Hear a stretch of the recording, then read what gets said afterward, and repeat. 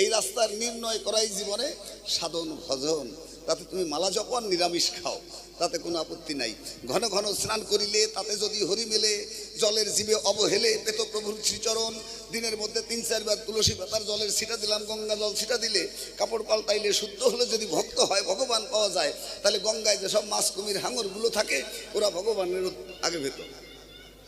নিরামিষাদি করলে ভক্ষণ মিলত যদি একালভ্য ধন, তৃণভোজী জীবজন্তু কণ্ঠলাত হরির আসন। নিরামিষ খেলে যদি ভগবান পাওয়া যায়, নিরামিষ খেলে যদি ভক্ত হওয়া যায়। আমাদের দেশে অনেক পশু আছে সারা জীবন ভরে নিরামিষ খাইলো, ঘাস আর কাড়ি খাইয়ে গেল তারা।